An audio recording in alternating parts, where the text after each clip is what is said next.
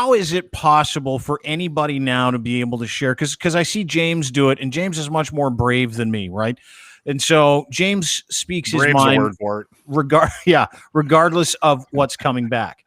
And last week, we had an opportunity to interview Mike Bullard, which we did, which was phenomenal. And I wasn't sure I wanted our brand attached to Mike Bullard in case, when you're doing the interview, things don't go well, and it went swimmingly, but it was the paranoia that sets in when you do what I do or do what you do, right? Which is how am I going to share my opinion on something that I shouldn't be involved in, whether it's Black Lives Matter, whether it's the trans community, because you did a great article on this Jesse Signal, and this guy wrote a great piece about the LGBT community and some people that transition but then desist that transition, and how he was not just Seward but really respected people in the media landscape came after him and said he was anti-trans and a creep, and he was showing up in their DMs,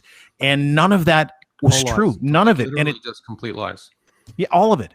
And in fact, Jesse's podcast co-host raised $50,000 from donors, including me, willing to give that money to anybody who had proof of these. And we there were half a dozen people who were making these claims. And I think Brianna Wu is a successful CEO of a software company. We're like, here, take it. Here's all this money. Just show us the receipts. And I think Brianna, I think that's her name, Brianna, was like, well, I'm not going to let you dictate when I show you the evidence. I'll do it at a time and place of my choosing. It's like, oh, got it. You don't have any evidence at all, and you're just lying.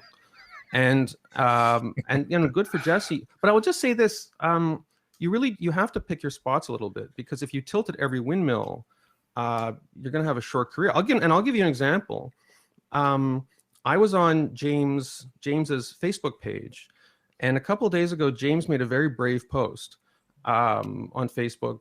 And it was basically saying it was about this horrible Atlantic tragedy, and essentially criticizing people who were cynically trying to turn it into a kind of, it was already a horrible tragedy, but trying to torque it in a way that aligned with their ideology. Mm-hmm. And it was basically, if I may, if you reflexively think that this was an anti-Asian crime, or because it was a white guy that did it, then you're just as guilty as those who immediately reflexively say it was terrorism when a Middle Eastern man commits a crime. And right. And by the way, the guy might have been an Asian bigot. You never completely know what's in someone's head, but whatever he did, it was horrible. But anyway, the very first comment was kind of what you'd predict. I think the person led with, "Shut up, James, just shut up." Without even addressing the facts, because I think by the time James had posted, it was pretty clear that this guy, I think he was a religious extremist. He was ashamed about his sex addiction. I think there were two victims who weren't Asian.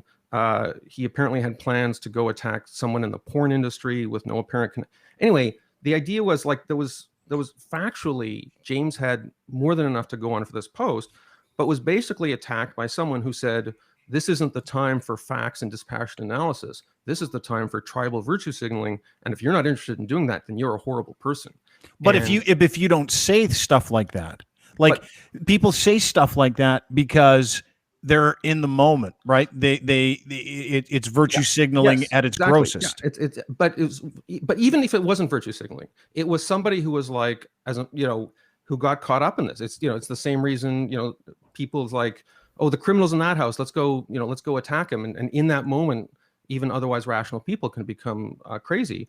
But I thought for a brief moment of putting a comment on James's page and saying, like, yeah, James is right.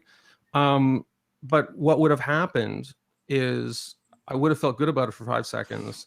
And then it wouldn't have done any good because of that phenomenon we're describing, where everyone was just in this mob mentality. And I would have lost 100 potential readers of Quillette, for the next year or two. Their memory of Quillette will be like, oh, that time the Quillette editor, jumped in defense of James, who was guilty of wrong thing. Mm-hmm. And so I made the cost benefit decision to say, you know what, I'm going to, now's not the time to do this. I think the extent of my courage It's was, incredibly neutering, isn't it? Like I it's clicked- self-neutering. I know.